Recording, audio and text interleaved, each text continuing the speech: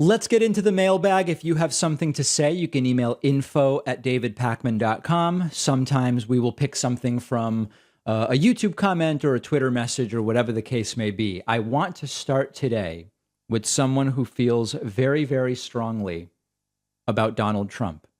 Even after Trump's announcement that he is running, this individual, JR, says Trump's not running. JR says he ain't running. He can announce all he wants, but he's ultimately not running. I'm so sick and tired of his big, fat, miserable ass. Enough already. Either stroke out or have the big one and die. I don't care. Die, old bastard, die already. This is very aggressive. When will the decades of coke and meth abuse finally get him? I'm over it, America. I'm over it. America is over it. Just at least have the dignity to go off somewhere like an old cat or dog. Be your fat old self and croak already. Please spare us any more of your ugly misery. So JR is exhausted by Trump. But I have to tell you, I believe that he's running. That being said, we talked earlier in the week about a path in which a failing Trump campaign prematurely ends before the first primaries. And we explored that in detail earlier in the week. I don't think it's completely implausible. One other comment about Trump 24 from Nathan. The subject is MAGA. Nathan says, in his announcement, Trump said he will make America great and glorious again. Will he rebrand his movement to MAGAGA? Very good question. I don't believe he will, but there should certainly be some kind of rebranding. The current branding is really not so good.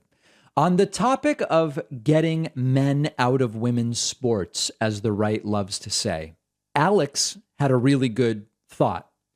Alex said, hey, David, I don't believe Trump would even have the power to ban trans individuals from participating in the sport association that lines up with their gender identity.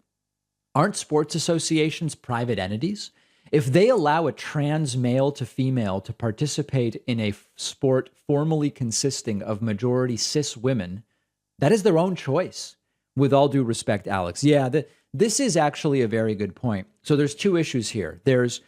They claim to be about small government conservatism, and yet on social issues, there's no one that wants more government involvement than they do. The truth is that all sorts of different athletic organizations have already had systems established to determine who can participate and what does it mean to qualify to compete as a woman. This is not a new issue, even though they want to make it seem like it is. It's not a new issue. It's been around for a while, and many of these leagues have already dealt with it before. There's running leagues that have dealt with it. There are weightlifting around the world. Okay, so it's not a new issue. Secondly, they say we want the lightest possible touch from government. Government should only be involved in anything when it is absolutely necessary and in the public interest. And one of the things they want to choose is who is in which sports league. So that's part two. It's not really small government. And number three is absolutely correct that with many of these leagues, they are completely private. The one area where some legal scholars say you might be able to kind of crowbar government in would be when it comes to state college athletic programs, things involving Title IX, and in some other narrow circumstances. But this is another very good point, which is it's not even clear that legally, whatever Trump imagines he would do on this issue, aside from it being bad faith, aside from it not even really being an issue. Scott Galloway on yesterday's show told us that in South Dakota, they were passing a law about this, and that there is not a single instance of a, quote, man and women's sports that they've actually had to deal with, yet they want to pass a law about it.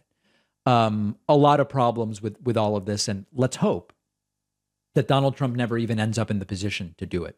Steve wrote in about the fact that all of those people that travel around the country to all the Trump rallies, they weren't invited to Mar-a-Lago for Trump's big announcement. Steve writing in, Trump fans from rallies not invited to Mar-a-Lago. David, sir, I found it interesting when I looked at the crowd of people that attended the 2024 announcement at Mar-a-Lago that none of the typical Trump fans that we see at his rallies were invited.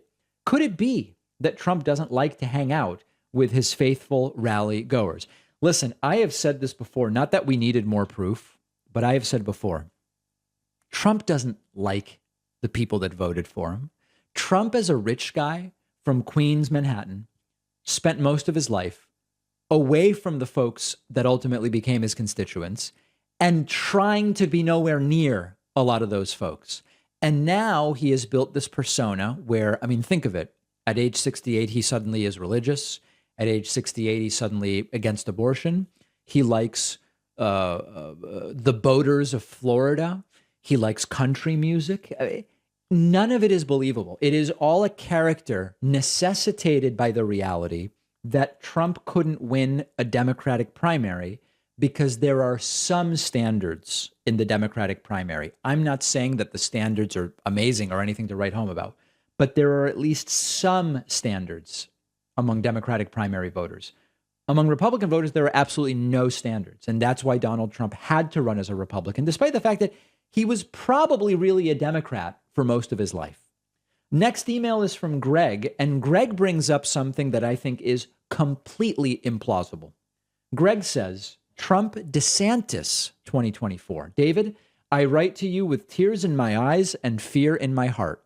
I'm very afraid that Trump and DeSanctimonious will make up in time to join together on a ticket in 2024 with the promise that Trump will back DeSantis in 2028. Do you see that as a possibility? I really don't. You know, sometimes we look at some of these scenarios and we say statistically there's some sense to it. Trump and DeSantis right now each have roughly 40-ish% of support, depending on which poll you look at. It's 50-30 or whatever for the Republican primary. The math of it should be DeSantis supports Trump on the understanding that Trump chooses DeSantis as VP, then DeSantis has a path to be president in 2028. The math of it makes sense. What doesn't make sense is ego, and narcissism will not allow it. Donald Trump's ego and narcissism, and maybe to some degree Ron DeSantis's, I don't believe will allow that scenario to become a reality. If you disagree with me, let me know. I'd be curious to hear from you. John wrote in. John wants to talk to me about guns. John wrote in saying, I own 24 firearms, many of them assault weapons. Hello, David. I'm a strong supporter of the Second Amendment. I was wondering if it would be possible for us to have a conversation, quote, on your show, I don't know why that's in quotes, about what the role of guns in our society should. I'm guessing he means should be, including kinds of guns people should own, including assault weapons, etc. I promise I will treat you with the utmost respect. While I would consider myself a strong conservative man, I'm glad that he's not just conservative, he's strong. I am generally open to other people's ideas and feel I can be persuaded if I feel a person I'm talking with can make a sensible argument. My number is blank. Hope to hear from you soon. By the way, please blur out my number. Yeah, listen, we take calls once a week and you can call in. This isn't exactly the type of call we would schedule, but John, I would love for you to call in when we are taking live calls, and then we can chat about your perspective on assault weapons. I am curious why someone needs 24 guns. Maybe you're a collector, I don't know, but that's an open question. Carolyn wrote in about an issue with Instagram, and this is horrifying that this is going on. I've told you about this before, but it's still happening. Carolyn says, hey, I know you were having problems with TikTok due to malicious reporting. It appears that Instagram may have also taken some sort of action along the same lines, as I received an error message on the app stating the following. David Pakman Show can't be @mentioned because they have repeatedly posted content that goes against community guidelines on false content about COVID or vaccines. Carolyn says, if it's a problem you're aware of, I apologize. But I've been a member and a listener. I don't recall you mentioning it. Yeah, this is insane. There's no way to appeal it. Instagram's appeal process. So here's what happened, basically. We published videos debunking misinformation about vaccines. They were flagged by Instagram as videos pushing disinformation about vaccines, which means no one can tag us on Instagram.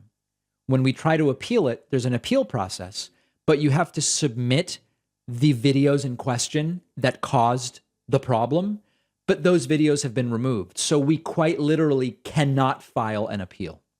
So I appeal to you in the audience, and really with tears in my eyes, if you work at Instagram, Facebook, Meta, if you can help with this, I'm desperate for your help. Our Instagram is being hindered dramatically because people can't tag us and they can't share our content in that particular way.